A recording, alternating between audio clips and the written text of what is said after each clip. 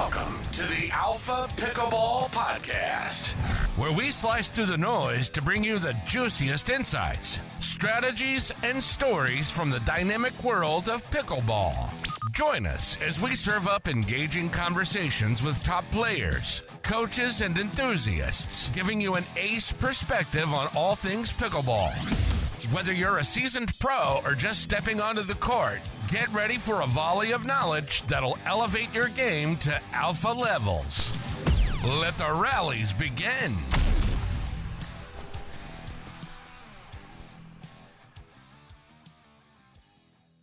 All right, welcome again to the show. I'm your host, Tats. I'm really excited to have Charles Neufeldt on, pro pickleball player, pickleball entrepreneur. You do it all. Charles, you're a mentor of mine. Thank you for coming on the show. Yeah, I appreciate being here. Yeah, so I want to share an embarrassing story for me before I start. I know that when most people ask me when I started pickleball, I'll say I watched Ben Johns and Colin Schick play on YouTube. It just fed me the thing and I was inspired. Well, I played pickleball once earlier. I think it was roughly 6 years earlier. And I was about to turn 40. I thought it was a gag, arrogant tennis mindset to go play pickleball with the friends on my birthday. So I wanted to scope it out. So I went to a gym just 2 weeks before, and to join in at a drop-in pickleball thing, and it was filled with very fit seniors. And here I am banging away, not knowing the scores, stepping over the kitchen, thinking I'm doing okay. And they wore me out, and I sprained my ankle, and never, so embarrassing, limped out of there. So I do not tell people that, but it was a much different game, in terms of the participation. I know you've been part of the pickleball community for almost 10 years. Tell me your beginnings. How did you get into it? What was it like in the early days? Yeah, so I mean in Canada, especially like Vancouver, we were pretty lucky. When I started, I was working at a badminton club in West Van, and and one day they asked me if I wanted to teach pickleball. I had heard of it once before from a friend of mine, Alan Boysen, who I played badminton with kind of recreationally after I stopped playing badminton competitively. And then I just said, sure. I said, why not? I said, I'll give it a try. I've heard of it. I like trying new things. I like racket sports. I've played pretty much every racket sport. And then, that's pretty much all it needed. I showed up at a community center about 10 minutes away from my house, like sometime that week. Probably one of my maybe not early downfalls, but definitely one of my issues early on is when I went to that rec center. I was easily better than everyone I played with, unfortunately, and I don't. Yeah, so there were definitely pockets in Vancouver that were stronger than others, and that was not one of them. So it gave me a sense of pickleball is pretty easy. There's not much to it. But then I quickly found out later on that year, I played Canadian Nationals, and some of the top US guys were there. And I quickly found out that there was a lot more to it, because I entered pro without really much playing. I think I played maybe one tournament before that, which I think I went 2-2 in the men's singles open, maybe. And then and then going to nationals and seeing some of those guys play and playing against some of those guys, it was definitely a whole new world. And that's when I realized that I have to really put some time aside to drill, cultivate new shots, all that stuff. Yeah, I mean, I hear, even now that some people struggle to find people that want to drill. Was it easy for you, or do you have to get creative? And finding people to drill, you mean? Absolutely. Yeah. So Um, I had a buddy, not that early, but fairly early, Mike Yee. He was a local guy in North Van here. He drilled with me quite a bit. Also, I drilled with my mixed partners quite a lot as well. So I always had someone that was willing to drill for sure. It was just finding the time was kind of the hard part. Yeah. So I know someone asked me to ask my guests, how did you fit it in? Because obviously this is, you have uh, obviously if you play badminton at a high level, you have the habits, you have the mindset, but how did you fit it into all the other stuff that's happening? Again, I'm pretty lucky in the sense that maybe as a badminton coach and pickleball coach, my schedule is potentially more flexible than other people's. So I was able to say, hey, I'm teaching some pickleball lessons from here to here. Can you meet me before or after?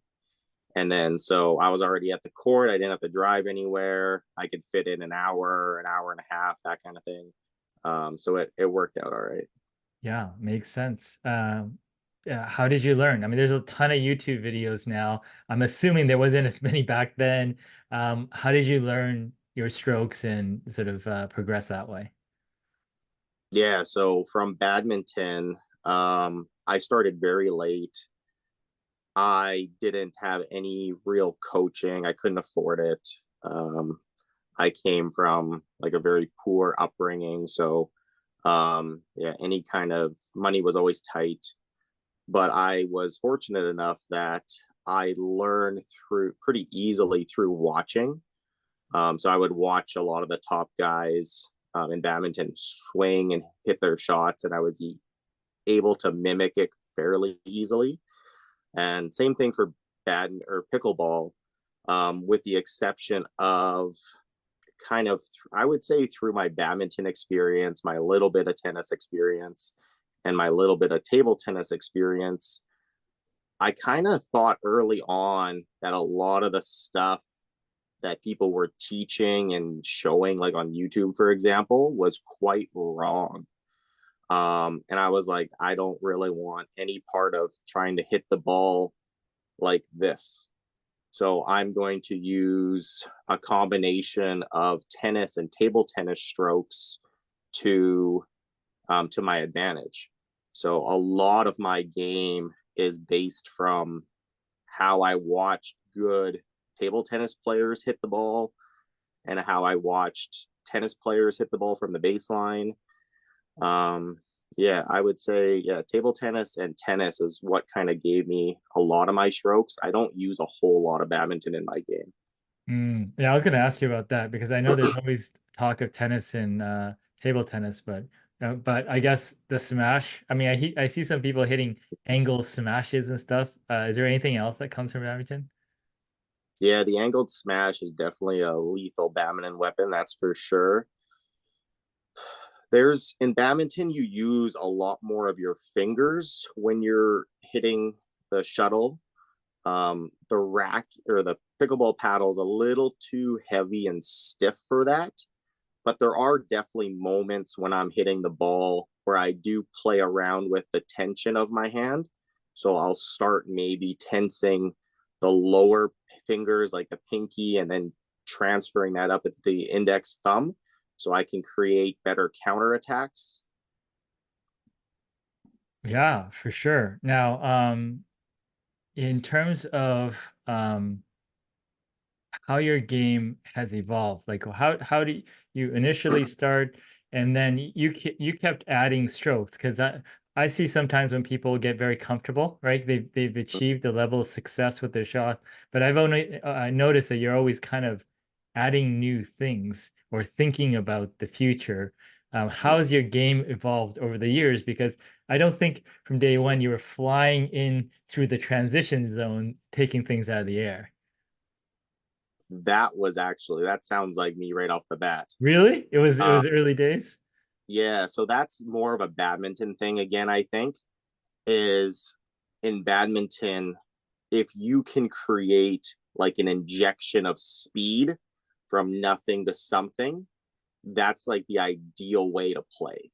you kind of sit back, make it look like you're kind of docile, and then all of a sudden you spring and you're there putting pressure. So that's something that I started since day one and I continue to do, just because that was always very natural. So yeah, that's actually a really good point. I didn't realize that that's something that I've been doing strictly from badminton. So when I talk about badminton, I usually talk about maybe overheads and trick shot creativity and shot selection, maybe. Yeah. Yeah, I mean, because most of the time, I mean, I hear in pickleball kind of like take your time through the transition where it's like you're almost looking for the opportunity to leap across that Mhm. and add pressure. Yeah, it's yeah, the court has always felt really small to me. And again, that's probably a badminton thing. The court is very familiar. I can count the number of times on one hand how many times I've stepped into the kitchen and faulted. It's just that court is very much home to me. So to go from one part of the court to the other in very few steps and very quickly has always been quite simple. Yeah, I mean, what are your thoughts? I mean, in terms of your coaching methodology for people that kind of struggle with certain aspects of their game to play a different paddle or racket sport just to get the feel a little bit more natural. People that have played racket sports before. Or no, like let's say they don't play, like for me, I've Oh, never okay. played table tennis. What's the value of me picking up table tennis for a little bit, just learning the basics to just kind of get a different feel of how the paddle moves? Yeah, I've been thinking about that quite a bit lately. I do think there's a huge benefit to cross training in general. Um, there certainly is major advantages when it comes to table tennis and tennis if you've never played either. Table tennis, I would say, my opinion, table tennis is the most beneficial sport for transition for pickleball. I think you don't have maybe as many high level table tennis players that have transitioned currently to maybe see the benefits of that. Most of them are tennis based. So I think in the future, I think we're all going to be surprised kind of the emerging, maybe top players might be a little bit more on the table tennis side, but it's hard to say. Yeah, for sure. Awesome. In terms of when you start people, like, because you coach a lot, when you start people out in pickleball, like what sort of thing, where do you start them and how do you transition them through? Uh, so that's tough. So a lot of that's instinctual. I'll kind of watch someone hit a little bit. I'll ask them some questions like, have you played different racket sports? Like, what's your background? What kind of level athlete were you? Um, Sometimes you'll get people that weren't athletes. They haven't touched a sport before until pickleball. And then you get other athletes like yourself who played high level college sports like tennis. So each person is going to be very different. If they have a table tennis background or a tennis background, for the start, I try to let them keep as many strokes as I can that they already have so that we don't have to kind of start from scratch. I give them maybe some ideas of how to tweak those strokes a little bit to make it a little bit better. But yeah, everyone's different. And yeah, everyone's different. So it's kind of a tough question. But yeah, I take what they have and I try to make it work for them to start off with. And then it also depends on what they want out of the sport. Like, do they want to get to a 5-0 level? Do they want to just not make a fool of themselves the first time they go play? So each person's going to be a bit different. Absolutely. And while you were doing all this, becoming a player, coach, you started to do some entrepreneurial stuff. How did that grow? Yeah, so that's been kind of a wild journey that I just again been thinking about recently. I started out with a small Canadian company. Well, they were a big Canadian company when I started out. Um, I started out by getting one paddle from them that I would use, and then I would try to sell. And then that turned into me carrying their whole line of paddles. And then from there, I eventually started um, carrying multiple brands. And then I eventually turned my basement into a pickleball shop. And now we're moving the pickleball shop into 2 locations in Saskatchewan. We opened a store with my wife in New Jersey. And then we have, I started my own pickleball brand as well, Alpha. And yeah, it's just everything entrepreneurial, business related to pickleball has always just been a lot of fun for me. And I think because I enjoy it, it's been progressing really well. Yeah. I mean, what are the lessons there? I mean, I'm an entrepreneur. I love entrepreneurship. What did you learn through your entrepreneur journey? Whew. Yeah, I feel like that's kind of like an endless question. There's just I always look at everything as there's always more to learn and there's always room to grow. And I guess some of the big things would be, um, yeah, I mean, for me, one of the hardest things was understanding like the technology of like building a website, marketing, again, not having a ton of money to just like invest in a business, hire a bunch of people. I did everything myself. So yeah, there was a lot of time spent on different websites. I tried other websites. I had issues. I had to switch back, even though it was more expensive, just because it was much easier. There's shipping issues. There's even rebranding. I started out selling, I guess before I started selling pickleball paddles, I did sell badminton rackets. So my first business was called Rackets and Paddles. And then once pickleball took off enough and the badminton business wasn't succeeding, I ended up rebranding the Pickleball Paddles Canada instead of Rackets and Paddles. Although I kind of wish I did keep that domain name because that is still like a really good domain name. So that's one thing I learned is that you got to hang on to good domain names because yeah, those can be very valuable later. But yeah, I mean, there's just too much. I don't think I can answer that any more than that. Yeah, it's always something new. Now, just going back to pickleball for a sec, you've had a lot of success in competing in pickleball. How do you think about, because doubles is so big in pickleball, partnership selection and complements and strategy? How, in your mind, how does that work? For me, it's pretty simple. I found this in badminton as well, is I think once you get to a certain level, everyone understands the game. Once you understand the game, you can tweak things to kind of align with what your partner needs.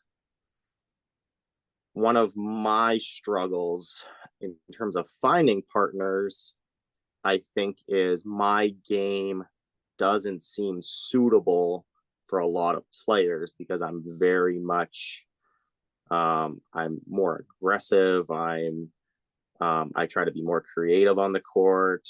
More sporadic might even be a better word. So I think a lot of players look at that and they're like, I don't know if I can work with that. I need to know what my partner is going to do more often. Where for me, most players are less creative in terms of the shots they're going to choose over and over again consistently. It's very easy to figure out their patterns, what they like, what they don't like, and I can adjust to that. So if I have players that really don't like speed ups, I'll do my best to play a lot more steady, a lot more safe. And if I have players that really feed into counterattacking, then I just play my game and I just go for it. But it also depends on your opponents as well. You gotta play a game that kind of works against them as well. But yeah. I mean, playing a game that's creative and you're hitting lots of shots sounds awesome until you try to execute it. And for me, like, my mentality has always been like, let's get this thing and then let's move on to the next thing. but pickleball has so many shots. Like, how do you help people navigate from like intermediate to advanced so that you're not like stuck with a whole bunch of shots that you're not good at? Yeah, so I don't really teach anyone to play like me, because that doesn't work for, I would say, 99% of people. So I teach people that they need to really know their shot selection. They need to know their strengths. If they have obvious weaknesses, they need to fix those. Um, I have players that are really good at attacking, and I have players that are terrible at attacking. So I'm going to encourage the attackers to continue to develop their attack, just being smart about it, being cognizant of what their partner needs. Because again, if you have two players who are very good at speed, you got no issue. But if you have one player that's very good at speed and then their partner's not, that might not balance out so well. So you got to make sure that you're cognizant of your partner. And then for the players that don't have like a good attack, then we have to find other tools. We have to find ways of eliminating your opponent's attack. We have to find ways to keep yourself out of those situations where you're going to be put under pressure more often, and then trying to create opportunities where you have a ball where you feel comfortable putting it away, as opposed to maybe speeding up a ball to jam someone and then potentially then putting it away. Yeah. So there's a whole bunch of different kind of nuances to that stuff. Awesome. I love it. I love all those technical details. Hey, Charles, I mean, what other things that, are there any things that I should have asked you, but I didn't? Yeah, I don't know. I feel like in terms of pickleball, my situation's so much different than everyone else's. Yeah, I spend more time working, definitely more than I get to play pickleball. And then a lot of times my playing pickleball sometimes is me just giving a lesson. Like sometimes I look at giving a lesson as sometimes my touches for that week. So sometimes I'll have a student that wants to work on their dinking, and if they're a good enough level, then I get to get some dink touches in.